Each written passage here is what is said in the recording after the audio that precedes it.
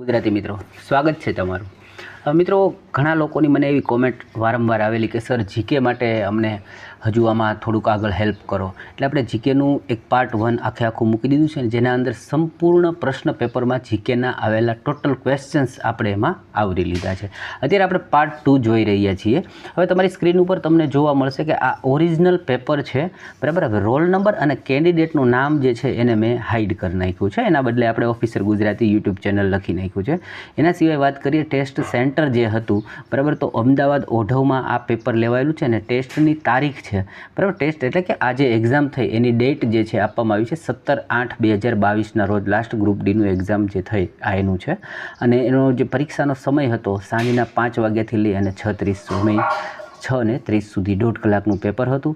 અને 20 માર્કના જે પેપર કેવું પ્રશ્ન જોવા મળે છે એનાથી તમે વાકેફ થાઓ અને તમારે કયા ટોપિક્સને કરવા એનું તમને એક બેઝિક કન્સ્ટ્રક્શન આખું તમે બનાવી શકો કે ભાઈ મારે કઈ ટાઈપની તૈયારી કરવી, એને રિલેટેડ આ પેપર જે છે એ તમને જોવા મળશે। તો આપણે કોઈ પણ જાતનો સમય બગાડ્યા વગર સીધું પેપર જે છે એને સ્ટાર્ટ કરીએ। પહેલા પ્રશ્નથી આપણે શરૂઆત કરીએ। તો હવે તમારી સ્ક્રીન ઉપર જોવા મળશે। હવે જો ગયા વખતે પણ મેં તમને એક નાનકડી સુઝાવ આપેલું કે ભાઈ તમે શક્ય હોય તો એક કાગળ પેન લઈ અને બેસજો, જેથી તમને ટોપિક્સ જે છે એ અહીંયા તમને આઈડિયા આવતો જશે કે કયા ટોપિકમાંથી કેવો પ્રશ્ન આવે છે, એટલે તમારે કઈ ટાઈપની તૈયારી જીકેમાં કરવી એ એક આખો કોન્સેપ્ટ બનતો જશે। પહેલો જ પ્રશ્ન વાંચીએ કે ભારતના 15મા એટર્ની જનરલ કે વેણુગોપાલને નીચેનામાંથી કયા વર્ષમાં તેમના કાર્યકાળ દરમિયાન પ્રથમ વખત વિસ્તરણનો મતલબ છે એક્સટેન્શન કરવું। સપોઝ કે હું કોઈ પદ ઉપર છું અને મારો કાર્યકાળ જે છે એ માનો કે 2024માં પૂરો થઈ રહ્યો છે, તો મને 1 વર્ષ માટે મારો કાર્યકાળ વધારવામાં આવે, જેને એક્સટેન્શન કહેવામાં આવે છે। તો આ પ્રશ્નની અંદર એટર્ની જનરલને ધ્યાને લઈ અને પ્રશ્ન પૂછ્યો તો એનો રાઈટ આન્સર જે છે 2020। તો અહીંયાથી તમને એક વસ્તુ એ જોવા મળશે કે જ્યારે કોઈ એવા પદાધિકારી હોય કે જેમના રિલેટેડ કોઈ એવા ન્યૂઝ બનતા હોય તો તમે એને કવર કરી શકો છો। પ્રશ્ન નંબર 2 જોઈએ કે ભાઈ ભારતમાં પંચાયતી રાજ સંસ્થાઓની સ્થાપના ભારતીય બંધારણના ખાલી જગ્યાને અનુસરીને કરવામાં આવી। તો જો ગયા પેપરમાં પણ 2 કે 3 પ્રશ્ન આ લોકોએ બંધારણમાંથી પૂછેલા છે। શક્ય છે કે હજુ પણ જો આ પેપરમાં જોશો ને 3 કે 4 પ્રશ્નો છે, એટલે આવતી શિફ્ટોની અંદર તમને આ બંધારણના પ્રશ્નો જોવા મળે, તો જેથી કરીને બંધારણના કયા ટોપિક પૂછાય છે એને તમે ધ્યાને લેતા જશો। તો આ પ્રશ્ન જે છે પંચાયતી રાજ સંસ્થાઓની સ્થાપના, તો એ 73મા સુધારા અધિનિયમ મુજબ, બરાબર, એને અનુસરીને કરવામાં આવેલો બને છે। પ્રશ્ન નંબર 3 જોઈએ તો એના અંદર પૂછવામાં શું આવ્યું કે પેરા શૂટિંગમાં કયા ખેલાડીને ઉત્કૃષ્ટ સિદ્ધિઓ માટે મેજર ધ્યાનચંદ ખેલ રત્ન પુરસ્કાર 2021થી નવાજવામાં આવ્યા। ઇટ મીન્સ કે ભાઈ અત્યારે 2024ની અંદર જે લોકોને આવા સારા એવા પુરસ્કૃત કરવામાં આવેલા હોય તેવા ખેલાડીઓની યાદી તમારે બનાવવાની રહેશે। જે તે સમયે 2021 હતું અને પરીક્ષા 22માં લેવાની, તો ક્વેશ્ચન્સ એ ટાઈપનો બનેલો। 24 માટે તમારે શું ધ્યાન રાખવું તો તમને એ આઈડિયા આવી જશે। ઓકે, હવે આગળનો પ્રશ્ન જોઈએ। ભારતમાં મેંગો સોવર્સ, બરાબર છે, ની ઘટના કઈ ઋતુ સાથે સંબંધિત છે, બરાબર? તો આનો રાઈટ આન્સર જે છે ઉનાળો। એટલે હવે તમને થશે કે ભાઈ જો એક આપણે 10મા ધોરણમાં અને 9મા ધોરણની અંદર જીકેનું વાત કરું તો એના અંદર એવું કહેવાય કે ભાઈ ખેતી અને પાક અને ઉત્પાદનો જે છે ઋતુ મુજબ આ બધું આખું એક ચેપ્ટર આવે છે। આ પ્રશ્ન જે છે એના અંદરથી તમને પૂછવામાં આવ્યો, તો તમારા માટે ટોપિક એ પણ બને છે કે કઈ ઋતુમાં કઈ વસ્તુઓ ઉગે છે, બરાબર છે, એને રિલેટેડ જે કંઈ તમને ઇન્ફોર્મેશન મળે એ તમે કવર કરી શકો છો। થોડીક માહિતી આપી દો જે લોકો નવા હોય એને ખ્યાલ ના હોય તો જુઓ, આ ચેનલની સાથે સાથે આપણે એક વિજ્ઞાનનું બેસ્ટ મટીરિયલ બનાવ્યું છે। જે લોકોને ખરીદવાની ઈચ્છા હોય એ લોકો અહીંયા આપેલા મારા વોટ્સએપ નંબર ઉપર મારો કોન્ટેક્ટ કરી શકે છે। સાથે સાથે તમે જે અત્યારે પેપર સોલ્વ કરી રહ્યા છો એવા જ ઓરિજિનલ પેપર ખરીદવા માગતા હોય તો પણ તે મારા વોટ્સએપમાં કોન્ટેક્ટ કરી શકે છે। બહુ નોમિનલ પ્રાઇઝ રાખી છે, દરેક વ્યક્તિને પોસાય। તમે એક હોટલની અંદર જમવા જાઓ અને જે 250-300ની ડીશ થાય છે એનાથી પણ ઓછા ભાવે આપણે આ પેપર અને વિજ્ઞાનનું મટીરિયલ આપીએ છીએ. અને કવર એવું કર્યું છે કે લગભગ 25 માર્કનું વિજ્ઞાન છે એ આના અંદરથી શક્ય છે કે આવી શકે. મારી મહેનત એ પ્રમાણેની છે. એટલે તમને જે તારવેલું મટીરિયલ અને જેની સંભાવનાઓ વધારે છે કે આવું પૂછી શકાય એવું મટીરિયલ બનાવેલું છે. જે લોકો પરચેઝ કરવા માગતા હોય એ મારો કોન્ટેક્ટ કરી શકે છે. હવે આપણે ફરી પાછા પ્રશ્ન તરફ જતા રહીએ. હવે આગળનો પ્રશ્ન જે છે એવો પૂછવામાં આવ્યો છે કે શિયાળામાં અંતઃ ઉષ્ણકટિબંધીય કેન્દ્રાભિસારી ક્ષેત્ર, એનું સાઈડમાં ઇંગ્લિશ બી આપ્યું છે. કોઈને કદાચ ઇંગ્લિશની અંદર અભ્યાસ કરેલો હોય તો એ લોકોને માટે સમજી શકાય, બરાબર છે. તો એની દિશા શું હોય છે? તો આ જે પ્રશ્ન છે એના અંદર બાય મિસ્ટેકથી એ લોકોને ઓપ્શન આપવામાં પ્રોબ્લેમ ક્રિએટ થયા છે. આ શિફ્ટની અંદર 3 કે 4 પ્રશ્ન એવા બની ગયા કે જેના ઓપ્શનના અંદર ભૂલ હતી. માટે જે પેપરની અંદર 3 કે 4 માર્ક તો એમના ગ્રોસ આપી દેવામાં આવ્યા છે. સેમ આ પ્રશ્ન પણ એવો જ છે કે જેના અંદર રિયલ આન્સર હોય, બરાબર છે, એના અંદર તમને એના મિસ્ટેક જોવા મળશે. ઓકે, આગળનો પ્રશ્ન જોઈએ. હવે આગળનો પ્રશ્ન જે છે એ તમને એવું કહે છે કે શબ્દ તમને વાંચીને બી થોડોક નવાઈ લાગે એવો શબ્દ છે, ગોસીખુર્દ. ગોસીખુર્દ રાષ્ટ્રીય સિંચાઈ યોજના કયા રાજ્ય માટે છે? તો અહીંયાથી તમારા માટે ટોપિક બને છે. ઘણી બધી સિંચાઈ યોજનાઓ અથવા ગવર્મેન્ટની ચાલતી યોજનાઓ જે છે એને તમે પણ કવર કરી શકો છો. હાલ અહીંયા ઓપ્શનના પ્રમાણે આન્સર જે છે મહારાષ્ટ્ર બને છે. નેક્સ્ટ પ્રશ્નની વાત કરીએ તો કે 14મી international olympiad on astronomy and astrophysics, બરાબર, એનું શોર્ટ ફોર્મ પણ આપ્યું છે IOAA 2021. 2021માં ભારતના કેટલા સ્પર્ધકોએ ગોલ્ડ મેડલ જીત્યો? તો જો સ્પર્ધાઓ જેટલી લેટેસ્ટ બની હોય અને એના અંદર જેટલા ગોલ્ડ મળ્યા હોય અથવા તો સારા એવા ખેલાડીનો ઉત્કૃષ્ટ દેખાવ થયો હોય તો એવા જે કંઈ ખેલાડીઓ છે એના રિલેટેડ ઇન્ફોર્મેશન કલેક્ટ કરવી આપણી ફરજ બને છે. હાલ આ ઓપ્શનની અંદર રાઈટ આન્સર જે છે એ બને છે તમારો 4, ઓપ્શન 4. પછી કહે છે ભારતના બંધારણના અમલની સ્મૃતિમાં દર વર્ષે કયા દિવસે મુખ્ય રાષ્ટ્રીય તહેવાર ઉજવવામાં આવે છે જેણે ભારતને સાર્વભૌમ, લોકતાંત્રિક અને પ્રજાસત્તાક રાજ્ય તરીકે જાહેર કર્યું હોય? બરાબર છે. તો જો ક્વેશ્ચન્સ માત્ર એટલો જ હતો કે પ્રજાસત્તાક દિવસની ઉજવણી કરીએ છીએ, પણ અહીંયાથી આપણે એક વસ્તુ શીખવા મળશે કે તમારે ક્વેશ્ચનને ફાસ્ટ વાંચતા શીખવું પડશે. કારણ કે પ્રશ્નની અંદર પોઈન્ટ માત્ર એક શબ્દમાં જ હશે, પણ એ લંબાવીને પ્રશ્ન પૂછે તો તમારે પ્રશ્ન આખો તો વાંચવો જ પડશે સમજવા માટે. એટલે અહીંયા માત્ર એટલું હતું પ્રજાસત્તાક દિવસ તમે ક્યારે ઉજવો છો? તો 26મી જાન્યુઆરીએ બધાને આવડે, પણ એવું ગોળ ગોળ ફેરવીને તમને પૂછે, બરાબર છે. આ જ એ લોકોની મેન્ટાલિટી છે કે તમારો સમય કન્ઝ્યુમ કરવો. અને એના માટે જ હું કહું છું કે તમે જો મારી પાસેથી પેપર ખરીદશો ને તો આવા પ્રશ્નોથી તમે વાકેફ થઈ જશો કે ઠીક આ લોકો આપણો સમય કેવી રીતે ક્યાં ખરાબ કરવા માગે છે ને આપણે એના માટે કેટલા ક્લેવર થવું પડશે. ઓકે, તો આગળના પ્રશ્ન તરફ જઈએ મિત્રો. નેક્સ્ટ પ્રશ્ન એમ પૂછે છે, બરાબર, જો આ પ્રશ્ન છે ને એ પણ આપણા ભારતના ઔદ્યોગિક સાહસો આ ટાઈપનો એક ચેપ્ટર આવે છે સામાજિક વિજ્ઞાનમાં. એનો ક્વેશ્ચન છે સ્ટીલ ઓથોરિટી ઓફ ઇન્ડિયાને કયા વર્ષમાં નિગમિત, એટલે ઇનકોર્પોરેટ, બરાબર, કોર્પોરેટની રિલેટેડ શબ્દ એને ઇનકોર્પોરેટ કરવામાં આવી હતી, બરાબર. તો સ્ટીલ ઓથોરિટી ઓફ ઇન્ડિયાને 1973ની અંદર, બરાબર છે.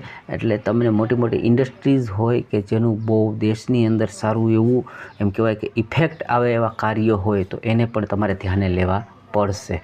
પછીનો પ્રશ્ન જે છે આપણે વિજ્ઞાન જે મટીરિયલ મેં જેને મારી પાસેથી લીધું છે એના અંદર આ તમામ વસ્તુઓ મેં કવર કરી છે. જો આ ક્વેશ્ચન્સ એક પૂછાણો હોય પણ એના સિવાય કેટલા ક્વેશ્ચન્સ બની શકે બધાને મેં કવર કર્યા છે, બરાબર. અને એ શું કામ થાય છે, આને શું કરવા આ વસ્તુ દેખાય છે એ પણ સમજાવવાનો પ્રયત્ન મેં કર્યો છે. તો ઊંડા સમુદ્રમાં પાણીનો વાદળી રંગ છે એ કોને આભારી છે? આવો પ્રશ્ન પૂછ્યો છે. તો એને પ્રકાશના પ્રકિરણન શબ્દ વાપરવામાં આવ્યો છે. પ્રકિરણન શું કહેવાય એ બધું જ મેં ડિટેલની અંદર સમજાવેલું છે. અને બાકીના ઓપ્શનો જે છે વક્રીભવન, પરાવર્તન, વિભાજન, આ બધાથી કઈ કઈ ઇફેક્ટો જોવા મળે તમામ વસ્તુઓ આપણે આવરી લીધી છે.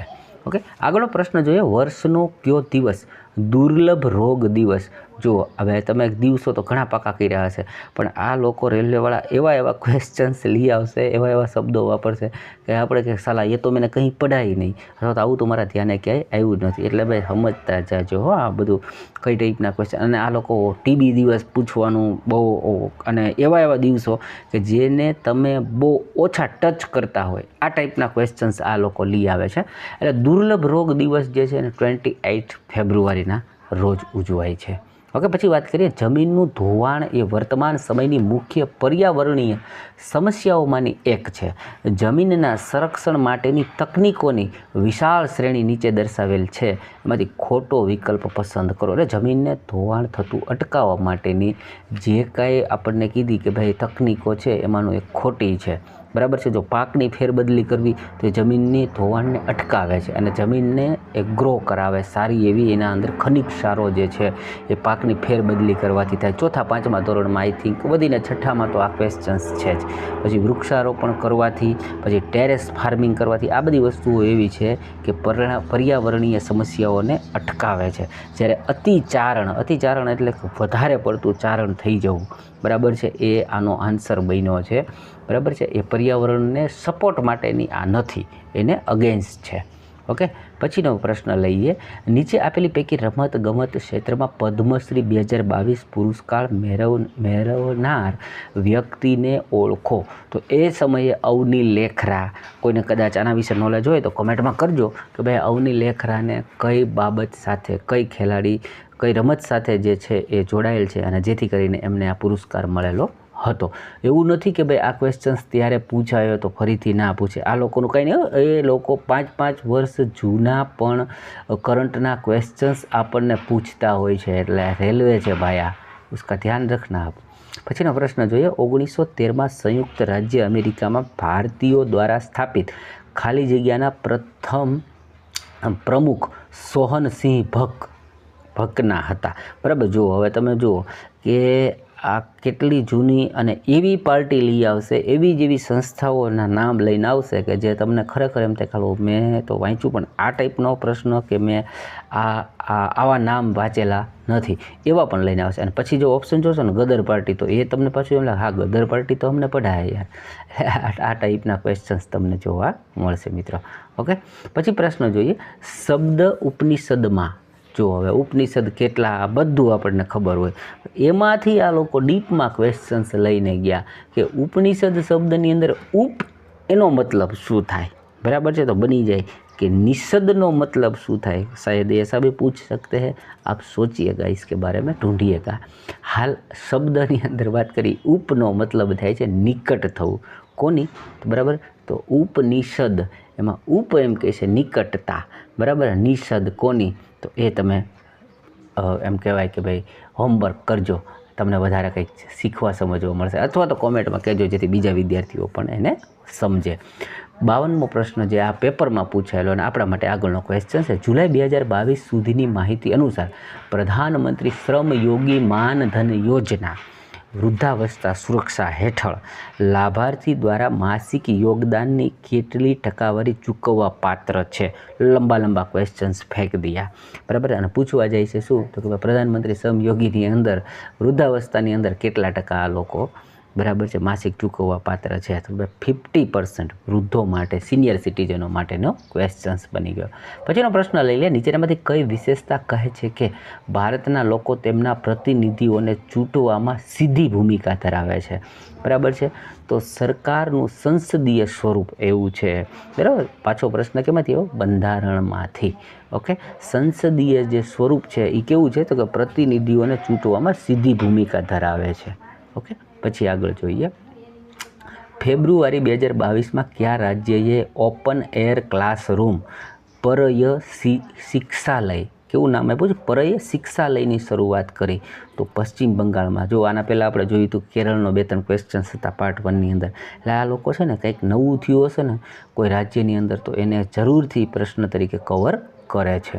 નીચેનામાંથી કયો ભારતમાં પ્રત્યક્ષ કર નથી? હવે તમને લોકોના પ્રત્યક્ષ કર અને અપ્રત્યક્ષ કર વિશે તો ખ્યાલ હશે, છતાં હું કહી દઉં. પ્રત્યક્ષ એટલે તમે સીધો ચૂકવો છો, બરાબર છે. અને અપ્રત્યક્ષ એટલે કે ભાઈ એ કોઈના થ્રુ ચૂકવાતો હોય ટેક્સ, બરાબર છે. હવે આબકારી જકાત છે ને એ સામાન્ય રીતે ઘરેલું ઉત્પાદ ઉપર લાગતું હોય. ઘરેલું ઉત્પાદક જેમ કે આપણે મીઠું છે ને એ આબકારી જકાતની અંદર આવી જાય છે, બરાબર છે. એ પ્રત્યક્ષ કર નથી, બરાબર. એ કેવો છે તો કે અપ્રત્યક્ષ, કારણ કે પ્રશ્નમાં આપણને જો એણે શું પૂછ્યું છે કે આમાં પ્રત્યક્ષ કર ન હોય એવો, એટલે કે અપ્રત્યક્ષ કર, બરાબર છે. અથવા તો તમે ગૂગલની અંદર મેં તો સર્ચ કર્યું આના માટે, તમે બી કરજો આબકારી જકાત, એટલે એના એક્ઝામ્પલ અને એ લોકો સમજાવશે કે ભાઈ આની અંદર કઈ કઈ વસ્તુ આવે. એટલે એવું કહેવા માગે છે કે ભાઈ ઘરેલું ઉત્પાદક હોય એનું વિનિર્માણ થાય, બરાબર છે. ડાયરેક્ટલી નિર્માણ નહીં, વિનિર્માણ કરતા હોય અને એ રીતનું એના ઉપર જે આ કર લાગે, ટેક્સ લાગે, બરાબર છે, એને આબકારી જકાત કહેવામાં આવે છે. ઓકે, આગળનો પ્રશ્ન જોઈએ. પ્રશ્ન છે સરદાર સરોવર ડેમની ઊંચાઈ વધારવાના વિરોધમાં નર્મદા બચાવો આંદોલનની શરૂઆત થઈ હતી, બરાબર છે. ડેમ બાંધવાના કેટલાક ગેરફાયદા નીચે વિકલ્પોમાં છે, આપેલા વિકલ્પોમાંથી કયો ફાયદો છે? જુઓ ક્વેશ્ચન્સ કેવો, સરદાર સરોવર ડેમની હારે એણે કેટલું બધું આમથી આમ ગૂંચવણવાળું કર્યું, પછી તમને ક્વેશ્ચન પૂછ્યું. ફરીથી વાંચીએ થોડુંક સમજાય. સરદાર સરોવર ડેમની ઊંચાઈ વધારવાના વિરોધમાં એક તો નર્મદા બચાવ આંદોલનની શરૂઆત થઈ, એટલે તમને પહેલાં એણે એ વાત કરી. પછી કે ડેમ બાંધવાના કેટલાક ગેરફાયદા નીચેના વિકલ્પોમાં જણાવેલા છે, અને તમારે પાછળ આપેલા વિકલ્પોમાંથી ફાયદો બતાવવાનો છે. જુઓ કેટલો આમથી આમ આટાકૂટીવાળો ક્વેશ્ચન્સ લઈ ગયા, છેલ્લે પૂછી લીધું શું તમારે ફાયદો શોધવાનો છે. તો સિંચાઈ અને વીજળીના ઉત્પાદનમાં મદદરૂપ છે. બાકી વાત કરો વન નાબૂદી અને જૈવ વિવિધતાને હાનિ પહોંચાડવાનું કારણ છે, એ બધા ગેરફાયદાઓ છે, બરાબર. આને પૂછ્યો છે આપણને ફાયદો. ઓકે, આગળનો પ્રશ્ન જોઈએ કે માર્ચ 2022માં આરબીઆઈએ કઈ બેંકને નવા ગ્રાહકો ન બનાવવાનો નિર્દેશ આપ્યો હતો?